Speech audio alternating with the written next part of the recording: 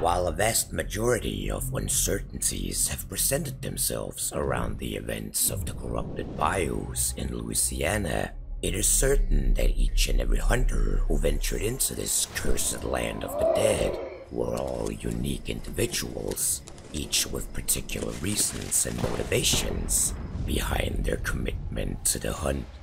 However, even among all of these strange men and women who were willing to sacrifice everything to achieve their goals in an environment swallowed by darkness, a certain minority would stand out among the rest. Within the hunting grounds, they had through their actions, achievements and sacrifices obtained a mythical status that cemented them into history and gave them the title of legendary hunters.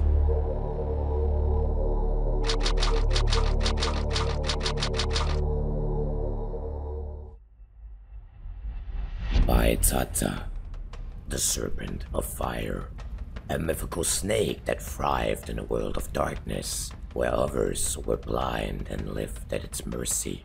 Beatriz Ibero Velante, a hero to some, a murderer to others, yet a myth to most.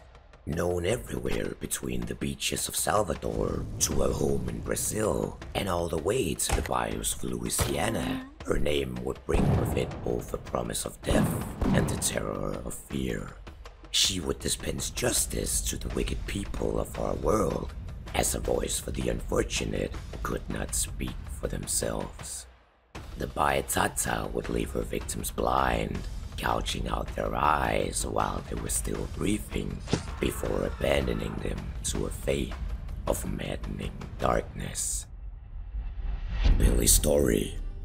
A man who lived up to his last name in every sense of the word, Billy always had a story to tell.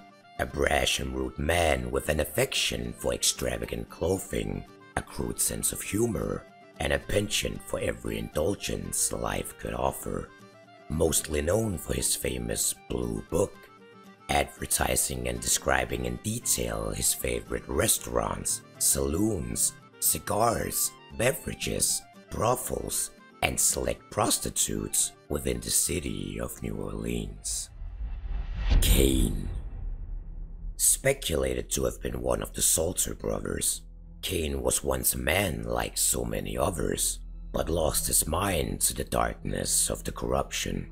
A man who made a selfish sacrifice so great, he would live to regret it immensely.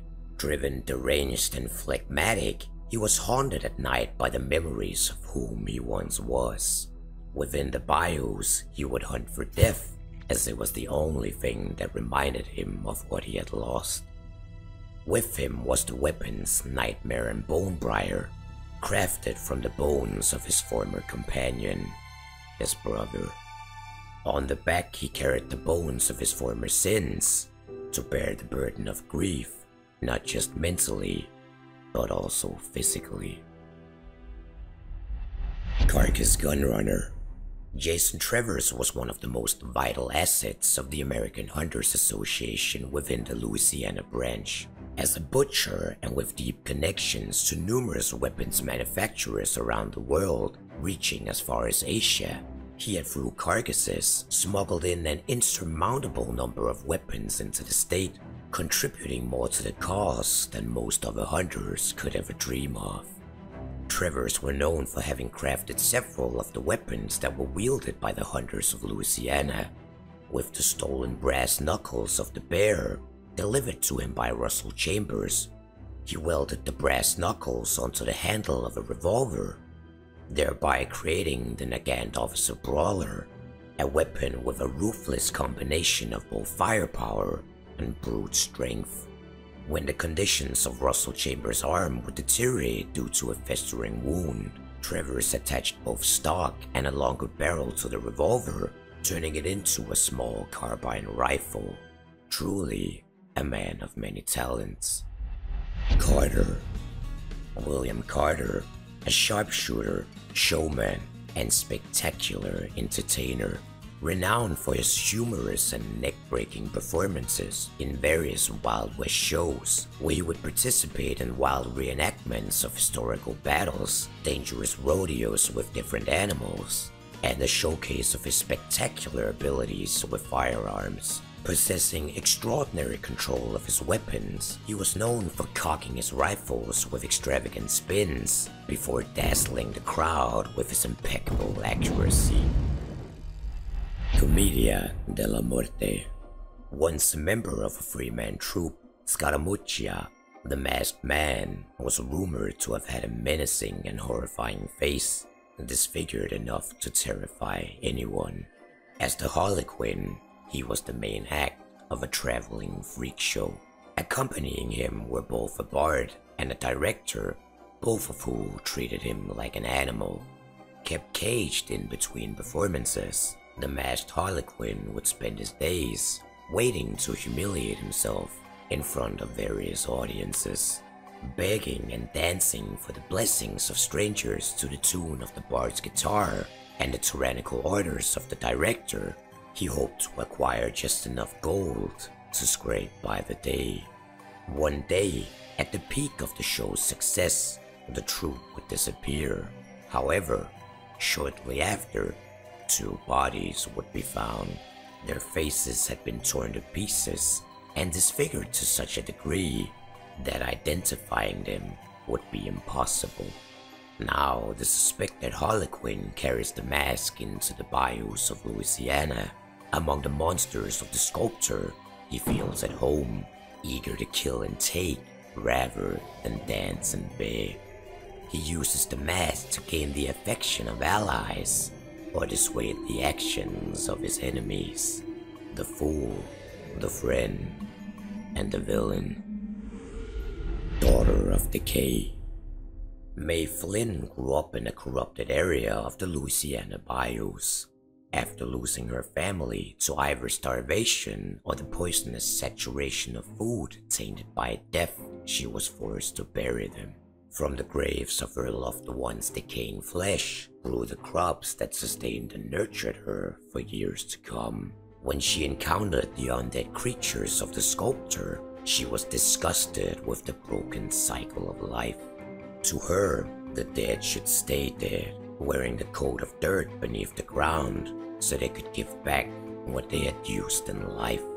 Under the wing and guidance of Felis, she vowed she would nurture the soil of Louisiana, either with the blood of her enemies or with her own. Dead Blessing. A fierce and renowned warrior from a land far, far away, vanquisher of demons, and dedicated to Wufu, the blessing of the 5 bats, believed to bring wealth, health, longevity, virtue, and death. Brought in by Dr. Huff Jones of the American Hunters Association to aid their cause against the corruption. Though her travels were partially disrupted due to the ban on immigration, her arrival to Louisiana had her allies breathe a sigh of relief, but simultaneously sent a cold shiver down their spine as they saw her immaculate abilities on the field of battle. Deckhand. Frank Lip, a ruthless degenerate, survivor of the sea, and infamous spinner of sailor's yarn, mostly exaggerated claims, not to be believed. No stranger to killing on the sea, his violent endeavors would overflow and spill onto the shores of New Orleans. He's rumored to have survived multiple crews due to his natural inclination towards murder. Devil's Advocate. A good man by nature, though cursed with a desire to inflict harm upon others. When the evil within him overflowed, he would put on the mask and carry out his vicious intentions. Donning the name Henry Trapp, a name he had bought from the man Timothy Stone, a name of a deceased hunter, long gone, yet not forgotten. The former Henry Trapp was a hunter with a vicious past, cursed by the gods to perform greater deeds in death. The Devil's Advocate, however, was cursed by something else in life. One was evil, forced to be good. Another was good, forced to be evil. Under the orders of Mr. Cherry, the Devil's Advocate would set Louisiana ablaze, starting the raging infernos under the Devil's Moon that would turn the bayous to ash. Dire Wolf.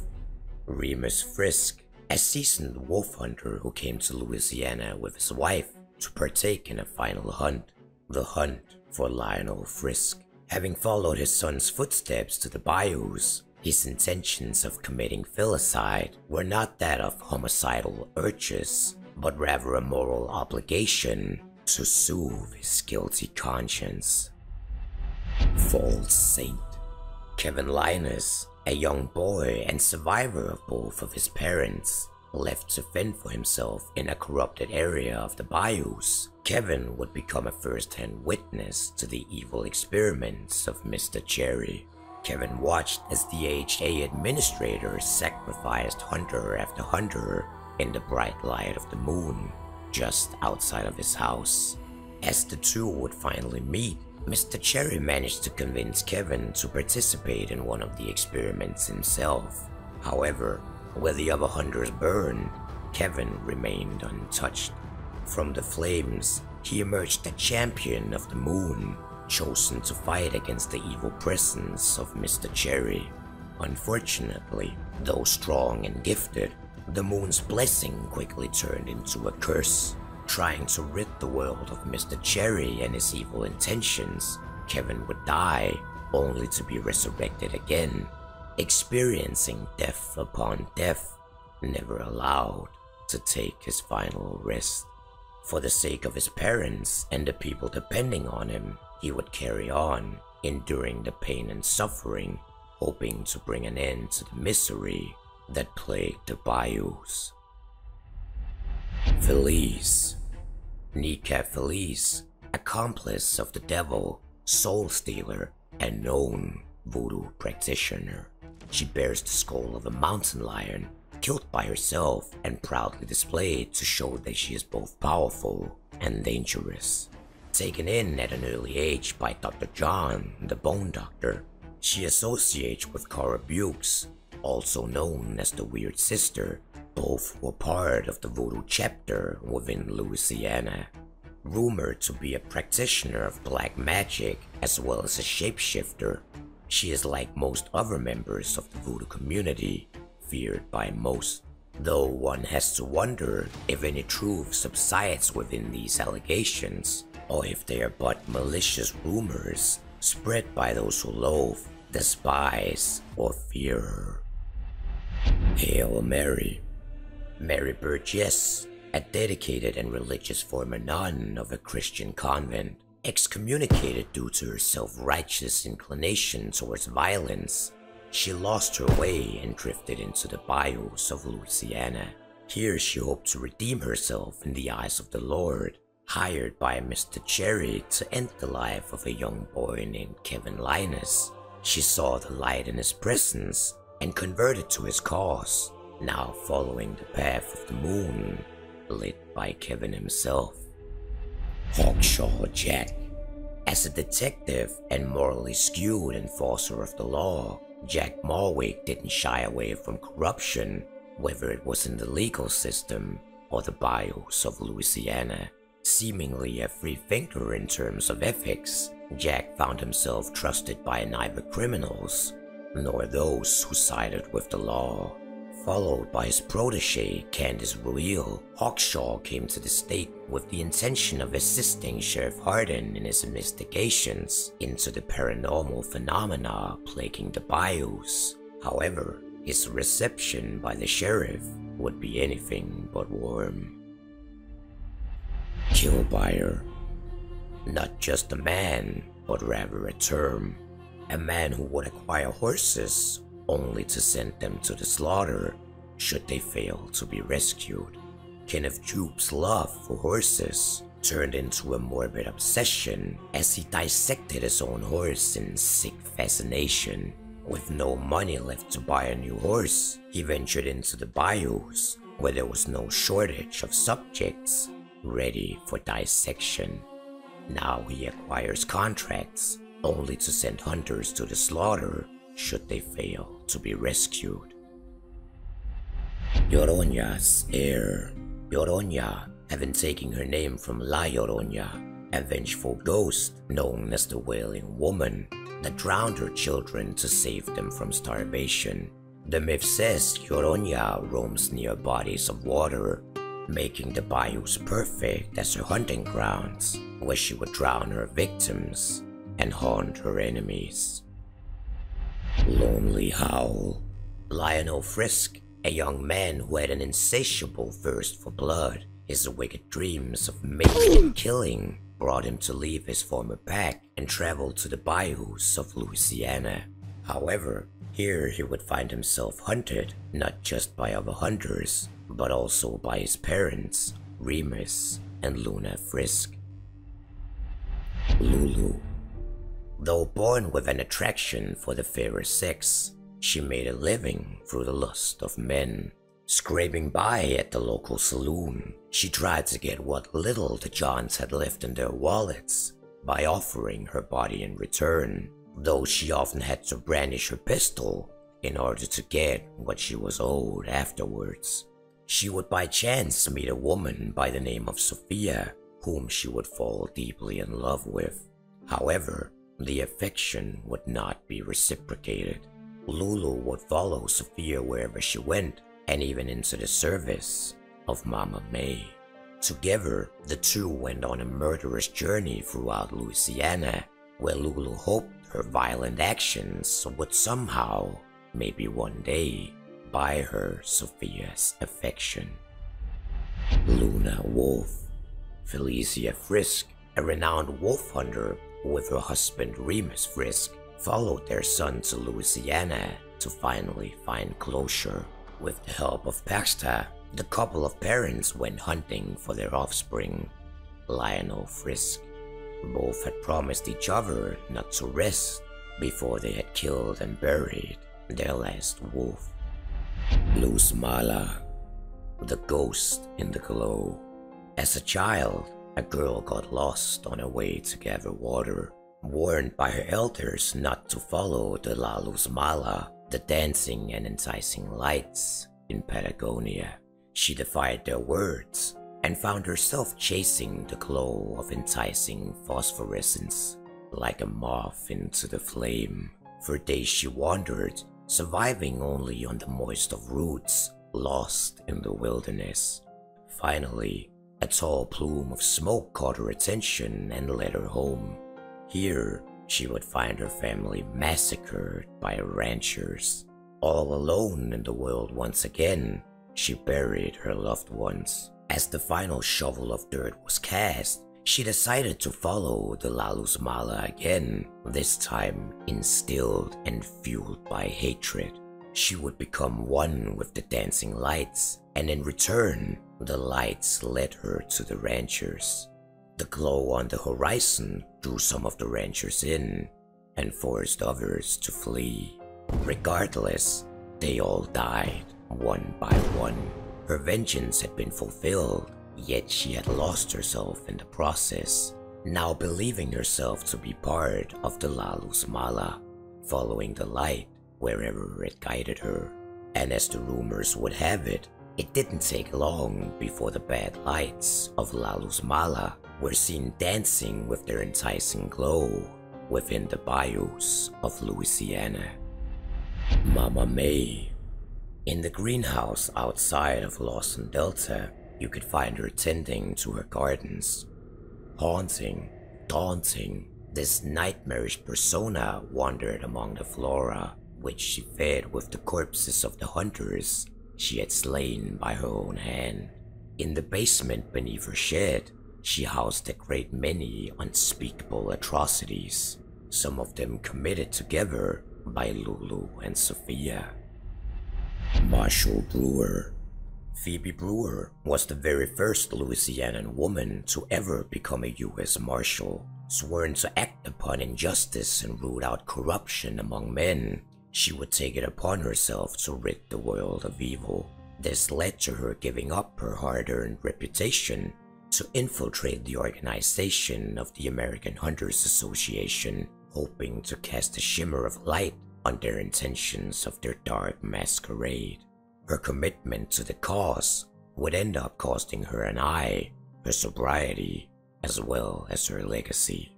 A price she was willing to pay. Monroe, committed, sedated, and experimented on like a guinea pig, Monroe found himself at the mercy of Dr. Huff Jones and his medical staff within the Jackson Asylum. Already mentally unstable, the stay at the facility, where he experienced countless horrors in the name of scientific progress, pushed him far past the breaking point of insanity. During an event of chaos within the asylum, Monroe managed to escape, wielding a makeshift knife of a pane of glass and the warden's shotgun. He fled out into the bayous of Louisiana, now with only one goal in mind: to survive. North Star. Chen Lan, a student of mythology and master of the 5 forms known as Wuxing, an educated woman skilled in the use of guns, with a deeply rooted fondness for extreme degrees of violence. Though secretive of nature and hesitant to indulge anyone inquiring about her roots, Shin is believed to have answered the call of the AHA, willing to help the organization. Far from her homelands of the Fujian province in China, the decision was not made solely out of humanitarian reasons. Bound for the corrupted swamps of Louisiana, she sought answers on how to rid her homelands of a similar infection. Ochenkov's widow. Mary Ochenkov was a seasoned hunter of the Louisiana bayous, a veteran of the American Hunters Association. Having taken up arms against corruption to care for her bedridden husband, stricken with scarlet fever, she had ventured into the unknown countless of times, defying death to save her one and only love.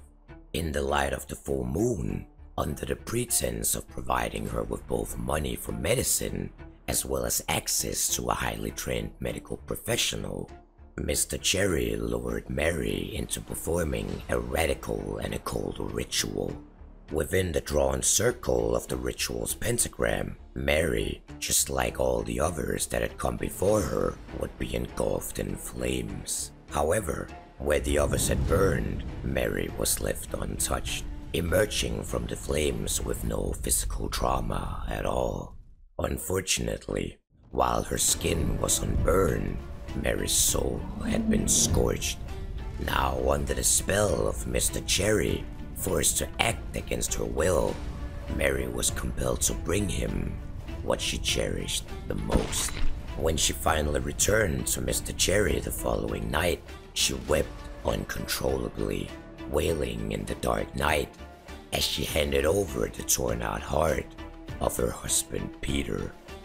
Under the influence of Mr. Cherry, Mary was subjected to inhumane torture through extensive experimentation in the depths of the King Snake mine.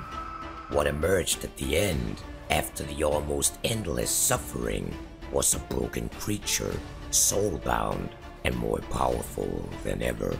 During the flaming inferno of the Devil's Moon, Mary would kill the false saint Kevin Linus by ripping out his heart the very same way she had killed her husband. Perchta, the Bright One. Gifts for the good, retribution for the bad. Like dusk and dawn, Perchta was 2 sides of the same coin. Broken promises and a lifetime of violence in her childhood home led her to murder her father for the sake of her mother. When she was called to the bayous of Louisiana, she put on the disguise of Perchta, meant to bring with her the fear of her childhood fairy tales. Cold like the shivering winter, she brought punishment to those who deserved it. People like Lionel Frisk, the lonely Howl. As the midwinter wore on and the days got shorter, the more feverish she would become. For in the dark of the winter nights, she would turn into her true self, pure, unadulterated anger. Plague Doctor. Unknown by both name and looks, His futile efforts to contain an outbreak of the Black Plague in a foreign country allegedly drove him mad and brought him to the swamps of Louisiana. Driven insane by his ineptitude, he fell back on the old ways, now driven by Kabbalistic rituals and macabre science. Through the burning rage of insanity and a passionate desire for ridding the world of disease, the man would don the mask of the pandemic terror that once tore through Europe and Asia in the Middle Ages. Wielding his own creations of medical ailments, ointments, and surgical tools, he found himself fighting yet another infection, more than ever determined to remove it, whether it be the living dead or the souls of the corrupted hunters. Private Eye. Candice Reeve was an investigator from New York, a protege under the detective Jack Marwick, also known as Hawkshaw.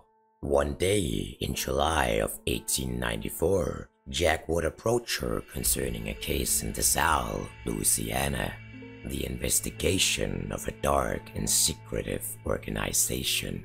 As the two left for Louisiana, hoping to help a certain Sheriff Hardin with the investigation, they barely managed to set foot in the state before they would be caught up in violence and gunfire. Almost immediately after their first altercation, Jack would vanish from DeSalle, nowhere to be found. Determined to find her mentor, Candice decided to do whatever it took to track him down. Her search would tangle her up in the horrible atrocities committed at Pelican Bay Prison, atrocities that no one should ever have witnessed. Redneck.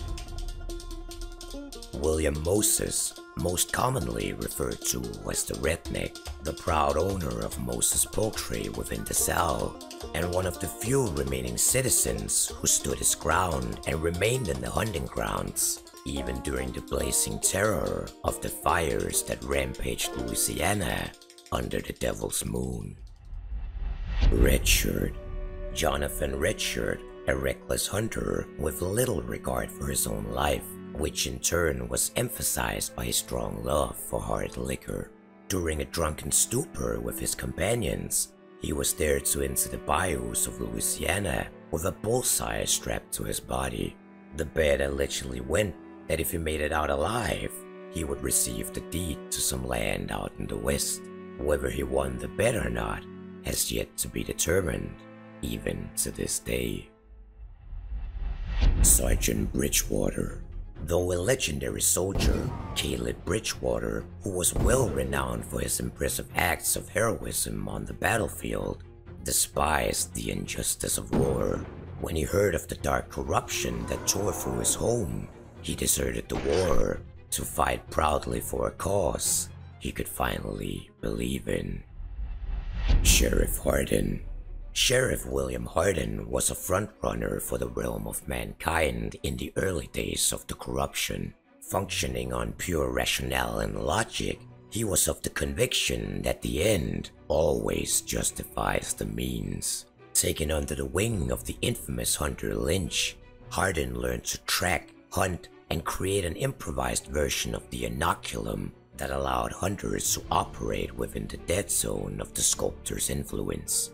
He would, through mutual cooperation with Superintendent of the Jackson Asylum and the Director of the American Hunters Association, Dr. Huff Jones, distribute this inoculum among prisoners and orphans alike, promising them both freedom as well as a promotion to deputy should they choose to serve him. Unaware of what they agreed to, and with Hardin having little to no concern for their safety, among all of these horrendous creatures he would expose them to, the sheriff would send group after group of newly elected deputies to their immediate deaths within the dark swamps. However, on the off chance of anyone surviving the expeditions, Hardin would kill them himself on their return, not taking any chances on trusting their loyalty nor their inclination towards allegiance. While his cynical approach of fighting fire with fire might have been seen as atrociously cruel, he made a severe impact on the early stages of the corruption that only a select few hunters can boast to match. Sofia. When her family was murdered and her home burned down by strangers, Sofia found nothing among the ashes but bones and a set of throwing knives. Blinded by an insatiable thirst for vengeance and with nothing left to lose, she made a blood pact with death itself. Now in pursuit of the foes that undid her world and killed her family, she hunts through the hunting grounds of Louisiana as Death's herald. Steel-eyed, headed for nowhere and running from everything, through the mountains, valleys and prairies, Deckhand would repeat the same mantra to himself. Dust settles on the graves of the unwary, and the trail will eventually lead to your death. Never willing to settle in one place, he was always on the move until he heard the call of the hunting grounds, having finally found a place for his grit and anguish to serve a higher purpose. Teche Wraith. Gabriel Mora, the insidious trickster who always killed with a smile. Unwilling to relocate from their tribal lands, he and his family finally fled to the margins of the swamplands, taking up home within the bayous of Louisiana. Coming from a long descendant of native hunters, they now put his skills of tracking, stealth, and cunning violence up against the worst both our world and sculptors had to offer. The Archaeologist, Elise Austin, dedicated to researching, understanding, and protecting the archaeological footprint of the Hopi people, led to her gaining insight in the legend of the destruction of the Palatquapi, a myth she became obsessed with despite losing the respect among her colleagues. In a dream, she saw two children tumbling into black water, a dream she saw as a vision which she interpreted as immensely important, and so, like so many others, she was drawn into the bayous. The Beast Hunter. Theodore Tuck, hunter of both men and beasts alike, plagued by the same nightmare night after night, Tuck found himself surrounded by gnashing teeth, all of them hungry to tear flesh off of his bones. And every morning, he would wake up terrified, with new scars across his body. Certain that the nightmares were an ill omen, Tuck was determined to face his fears, searching fields, forests, and mountains before finally reaching the bayous of Louisiana.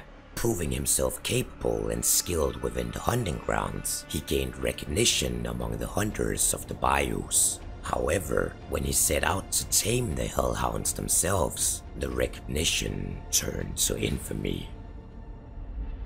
The Black Coat. William Durand, hunter, scoundrel, murderer. The mention of his name was usually spat out with a promise of vengeance. He was allegedly the father of the infamous twin hunters, Jose and Fina, who would end up dragging an almost endless trail of violence throughout the bayous. Having abandoned them at a young age, he showed up at their doorstep one day in their teen years and killed the man who was fostering them. In an act of revenge, the twins took his life and burned his body along with his coat. The Bone Doctor. Brought to New Orleans from Senegal as a slave, Dr. John was eventually freed and rose to prominence within the voodoo community of New Orleans, where he founded a chapter of his most loyal hunters, where he would take in both Felis and the Weird Sister as his associates. Within the bayous, fighting against the corruption, he quickly proved not only to be a skilled and able hunter, but also a strong leader.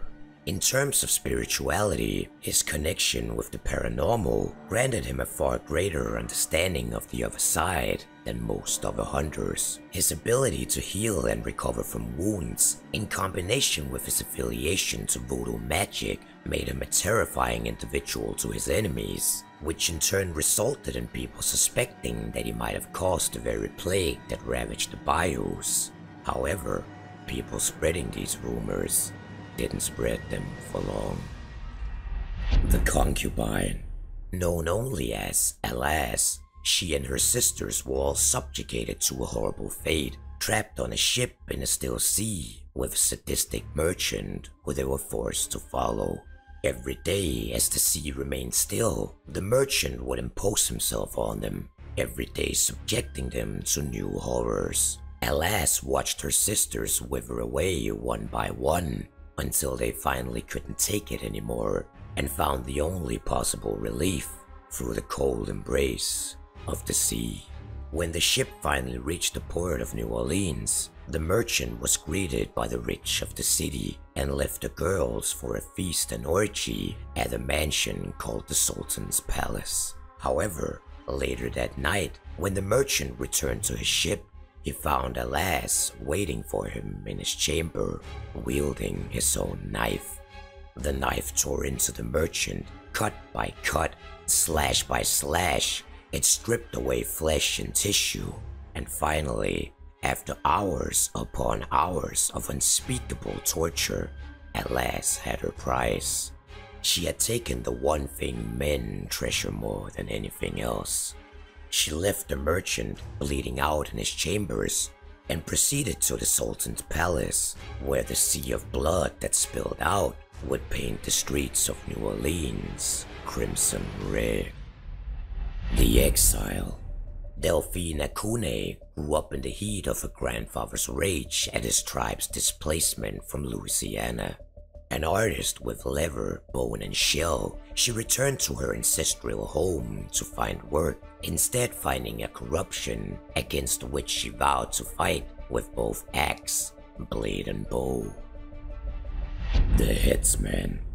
We fear what we cannot see and hide from what horrors we do.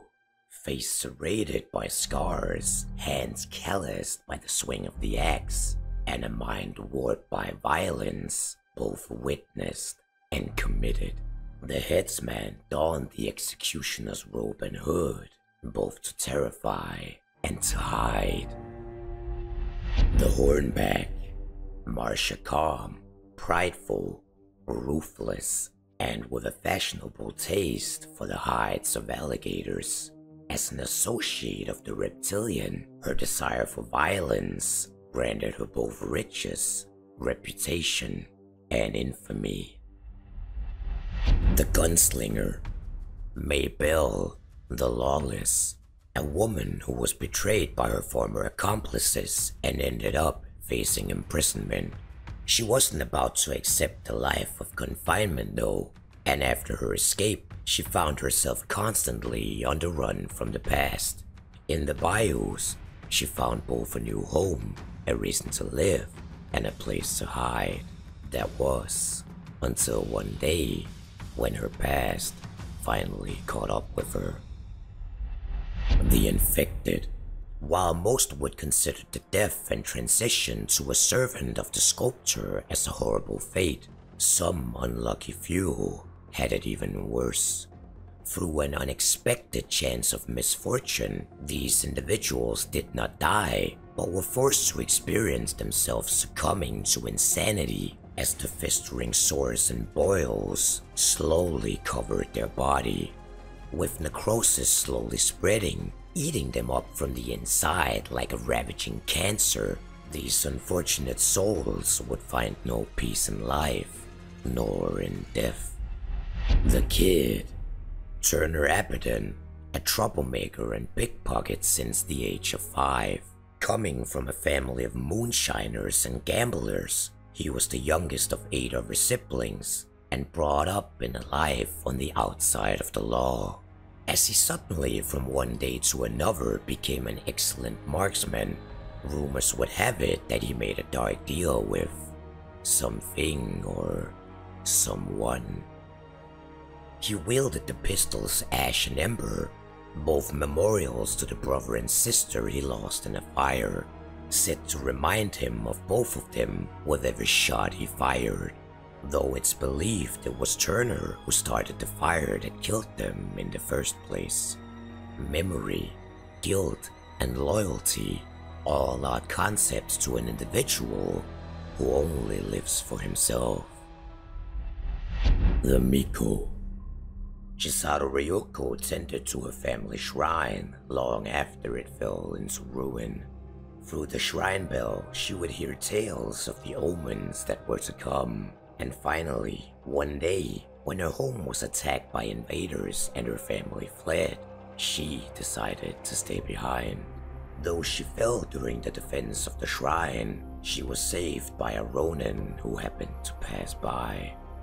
As he left her behind, he gifted her a sword which would sing to her when she put it up against her ear. Through the song of the sword, she would be led into 3 trials, each of them more demanding than the last. In the end, having passed each of them, she proved herself worthy, and the song now drew her to the bayous of Louisiana, where it begged her to bring light into the ever-encroaching darkness. The Mountain Man. Thomas Bridge, trapper, scout, bounty hunter. After surviving the siege of a burning mill, surrounded by more than 500 insurrectionists, Bridge decided to abandon civilization and live beneath the open skies. Among the many mountain men of the United States, he helped open up the immigrant trails, allowing the settlers in the east to migrate deeper into the west. He also helped the 2 remaining Salter brothers, who broke the Oath of Two, to recruit more victims in their attempt at freeing themselves from the curse that followed them, a decision that would ultimately drive Thomas insane. The Night Acolyte. Natcha Orville, member of the Doomsday cult, Night of the Hunter, fanatics who worshipped the creatures of the sculptor and awaited the second coming, the end of our world. She was the right-hand soldier of the founder, Isaac Powell. Taken in as an orphan, she was raised by Powell and revered him more than anything else. She had a fierce temper, nothing to lose, and was a force to be reckoned with in every fight. She donned a thick coat, covered in religious markings of both the blood of monsters as well as her victims. The Night Seer. Isaac Powell, founder of the Doomsday cult, Night of the Hunter. He was brought into the hunting grounds by a small group of militiamen, where he had a vision in which he saw the second coming after the destruction of our world. He saw the creatures of the sculptor as holy, and their blood magical. Through markings and incantations, painted on his clothes with the blood of the sculptor's slain creatures, he believed that he not only granted himself immense power, but that he also protected himself from death in our world, and bought himself redemption in the next. He would later find himself in an alliance with Mr. Cherry, and help his cause against Kevin Linus, the false saint. The Penitent. Obsessed with the pain of the sweet touch of his whip, Damien Yadiah sought both salvation and forgiveness for his sins through never-ending physical agony. Every waking moment he did not suffer, his mind would be taken back to his unspeakable crimes. His wife looked to him, begging for the pain to end. Her chest was cut open, face torn to shreds, her hands tied together with her own intestines. Behind her, her son had been dismembered, each body part nailed to a wooden cross and meticulously sewn together, creating a sculpture of flesh.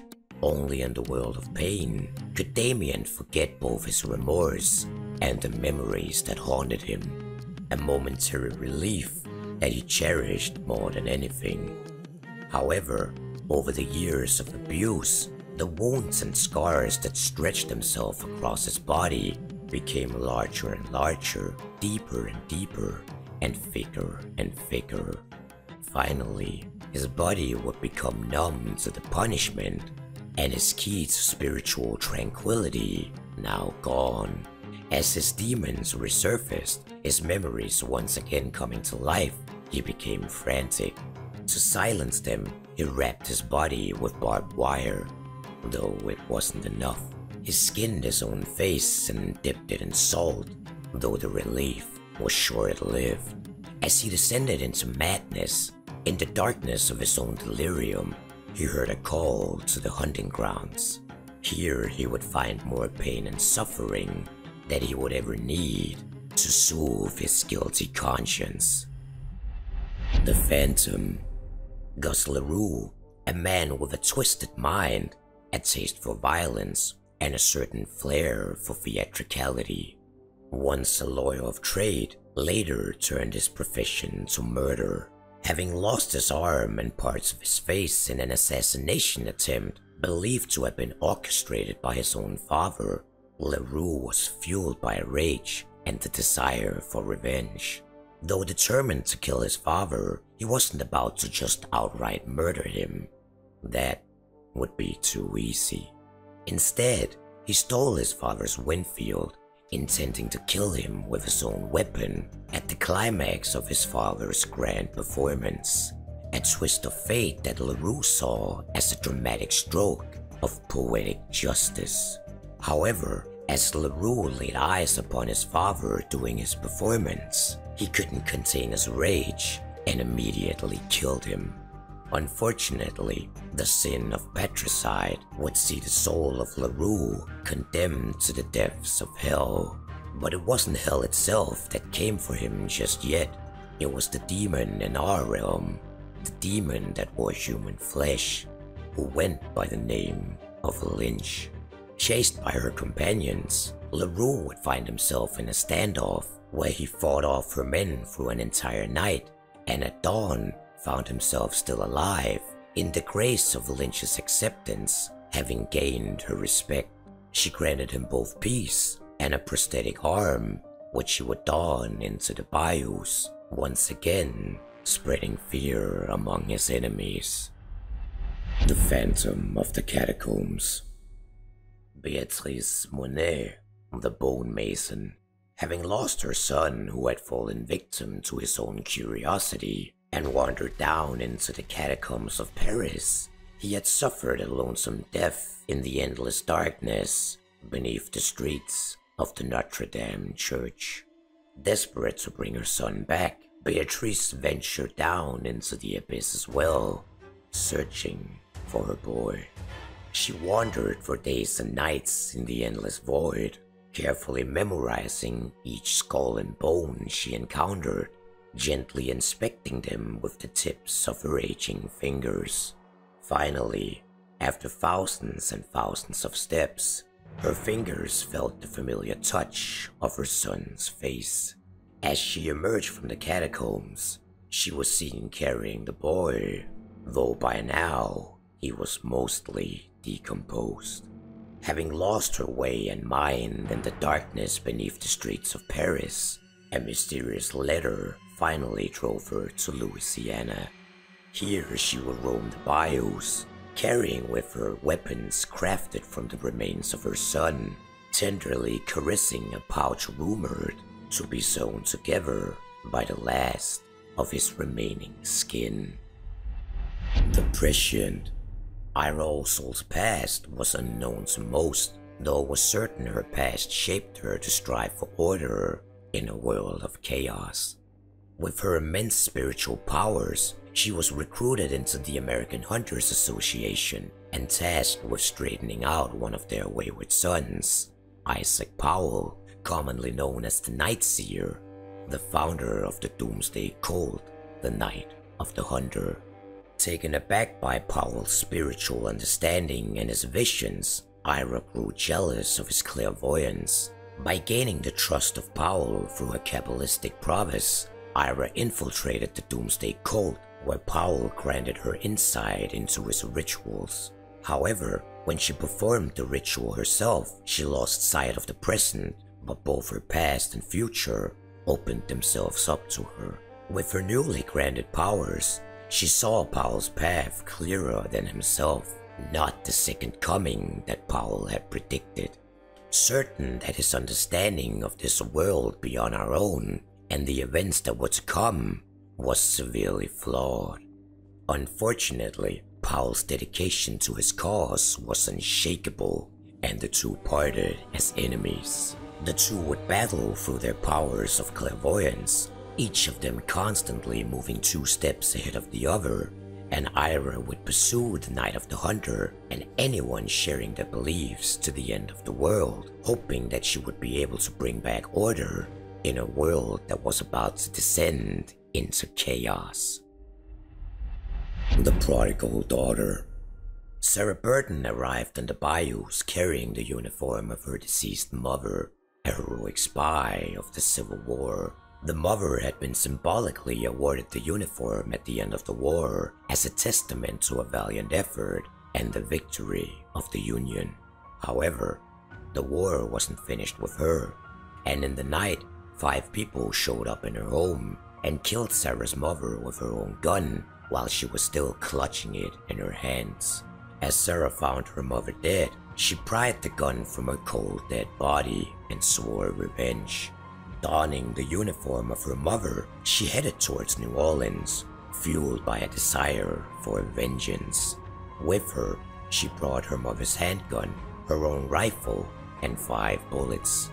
5 bullets with 5 names written on them, each a promise to fulfill her oath and take revenge on those who had claimed the life of her mother.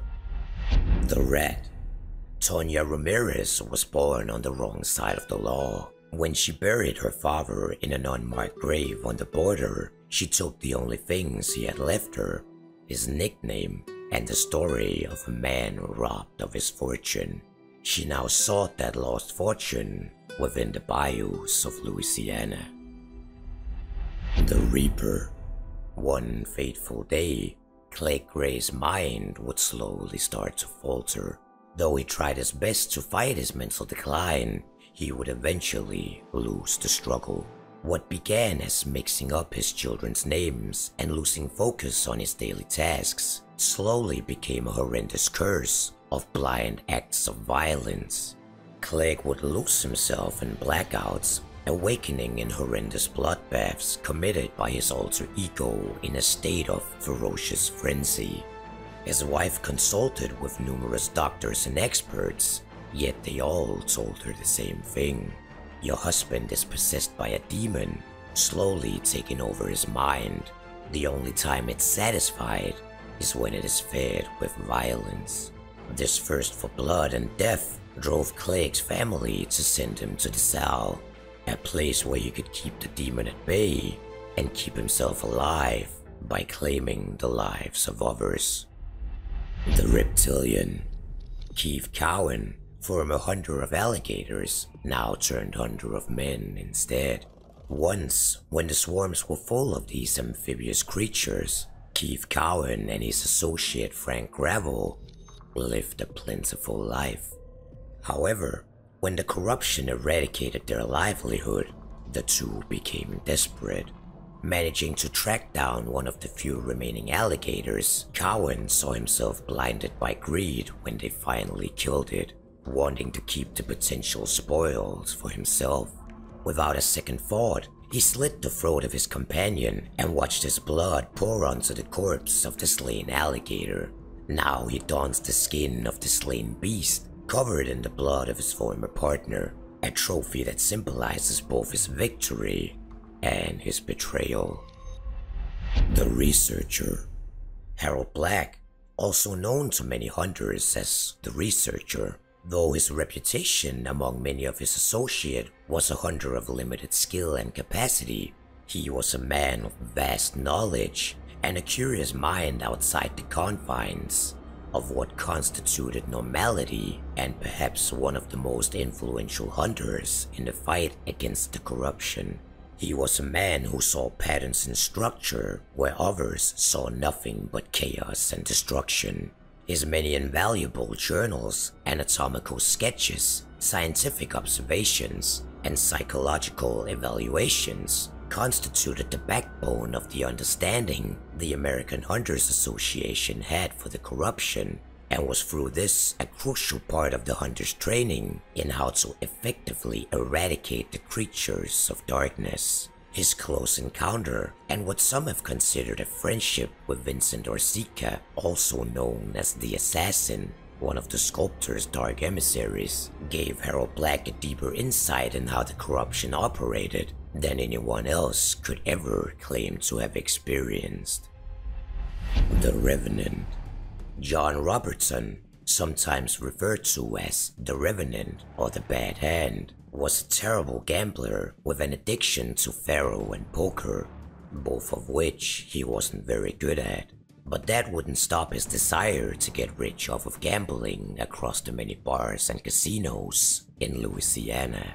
However, at a bootleg game of cards in the Pearl Plantation of the Saul, his numerous attempts at rigging and cheating finally caught up with him. He gambled his life, played his cards wrong, and lost with a bullet through the heart. That, however, wasn't the end for John Robertson, who allegedly was brought back to life, either by the Bone Doctor or the Night Speaker, and now he walks the bayous as a husk of his former self, having to make the best of a bad hand. The Reverend.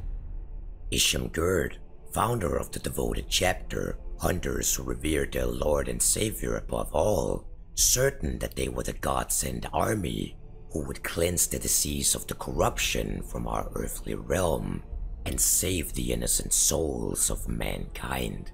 He was rumored to have predicted the corruption's presence in the bayous decades before it manifested itself within Louisiana, making one question if he perhaps had a spiritual connection to something outside of our own realm. The Ronin. Inu Tabakin, sworn servant who fought with the last samurai in the Sainan War of Japan. On the field of battle, he gained great notoriety for his marksmanship with his Springfield rifle. However, when the Tokugawa shogunate was disposed, he found himself without a master, becoming a wandering Ronin. Lost to his own ambitions, he wandered the world with hopes of one day becoming powerful enough to take revenge on those who robbed him of his master. The Scaled Ward. Wary of his mentor, the Reptilian, knowing that he was not to be trusted, seeing how he brutally murdered his last partner, the apprentice had to keep his eyes on a swivel at all times. As he followed the Reptilian through Louisiana, he would bide his time, always waiting, certain that he at some point would have to commit the greatest sin of betraying the trust of his mentor. The Skinflint. Timothy Stone, a greedy and violent man of nature, pledged his life to the American Hunters Association after a horrendous dream about ghosts haunting him with his past, present, and future. Ever the accountant, his books, which were once full of numbers of coin, now contained the names of the souls he had removed from this earth, names of which he was willing to sell to the highest bidder, one of them being the Devil's Advocate, also known as Henry Trapp. The Skinned. Killian Gravel, son of Frank Gravel, a man who was killed in cold blood by his partner, the Reptilian, having traveled to the infested swamps of Louisiana to avenge his father and continue his profession. Both Killian and the Reptilian would here encounter a prize big enough for both of them to put aside their past. The Sovereign. Xiao Feng, expert strategist and a sniper of otherworldly skill, would along with his partner Chen Lang, also known as the North Star, leave the Fujian province in China and enter into service of the American Hunters Association on behalf of the pleas and wishes of both Jason Travers, the Gunrunner, and Dr. Huff Jones himself. The two would bring along an immense amount of experience on how to fight a similar type of corruption, a corruption they referred to as Nian, a corruption they had fought for years. The arrival of the deadly Xiao Feng and his skilled partner was anticipated by their allies and dreaded among their enemies. The Spirited. Behind the saloon counter, Eddie Davis learned to read people as clearly as a bottle label. Left without patrons to serve, and at first to beat impossible odds, he was betting on boldness and guile to make it through the bayou. The third son. The third son of a third son of a third son. Nahutapi was endowed with notable strength, a brazen manner, and preternatural skill in hand-to-hand combat. By day, a dedicated, curious, and quiet librarian. By night, a silent and deadly terror with both pistol and blade. The Turncoat. Wim Jansen, once a tool of the industry of war, now the only survivor of an ambush that claimed the lives of his entire regiment. Among the mud, blood, and dead bodies, he was saved by a flash flood that washed away the killing floors, taking him with it. 2 days later, he rose from the mud with nothing but a pair of pistols. As he returned home, planning to exert his revenge, ready to step back into service, he came to find that he had been labeled a traitor through his absence, a turncoat.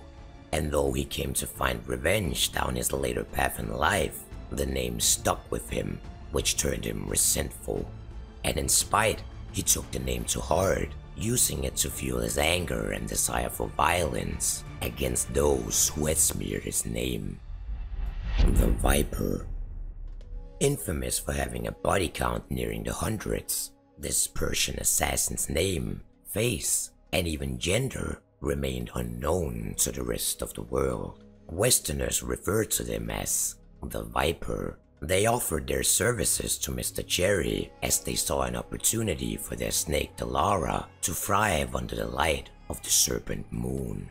In the bayous, they would hunt for the false Saint Kevin Linus, though their affiliation with the evil Mr. Cherry would soon be challenged, and for once, they would fight for something else than themselves. The Wayfarer. Having faced a similar infestation in a Cascade Mountain home, this fierce warrior rode to Louisiana to face the monsters there, earning her keep along the way as a sharpshooter and bounty hunter. Her tales of grandiose exploits and adventure have earned her acclaim, but what few know is that every word of her claims are true. The Witch Hunter. Circe Elias, a descendant of a long line of witch hunters, was raised to fight the unknown. In Salem, she was trained in the art of exorcising witches before setting them ablaze to return them to hell. A rampant problem in Massachusetts that the Elias family were dedicated to eradicate. However, when the AHA suddenly called upon them, she found a new terror to fight during the outbreak of corruption in New York. But as the situation was contained, another outbreak in Louisiana was hitting its boiling point, slowly spiraling out of control. As she left for New Orleans, ready to put her training and lineage to work, she spent 3 months in the bayous, containing the situation to the best of her ability. However, as she returned to Salem, she found that the witches had possessed and killed her family, skinning her sister alive in the process. Heartbroken, she decided to go back to New Orleans and hunt for other creatures, while she waited for a chance at revenge when the witch would finally show up, wearing her sister's skin. Weird Sister. When Cora Bukes witnessed the spiritual power of the Bone Doctor and his ability to heal sustained trauma, she became a voodoo practitioner and initiated into the inner circle of Dr. John's devout hunters. She had close connections to Marie Laveau, who was known for her inclination towards voodooism and root work, as well as her vicious treatment of her own personal slaves. Wormbite. Wormbite treads where maggots set their mouth to work in the Stillwater Bayou. Each soul he buries is gifted a single bullet, one flash of light, one last chance to strike the darkness in the place it calls home. Shongqi, a descendant of a long line of demon hunters dedicated to the eradication of Nian. Similar to his associate Dead Blessing, they were both associated with the 5 bats, representing longevity, wealth, health, virtue, and finally, a peaceful death. However, those were not the fortunes of a hunter. With the curse ahead of them and the journey the two set out on, destroying the very corruption of Louisiana, they were both certain that the only thing they would find in the bayous would be death.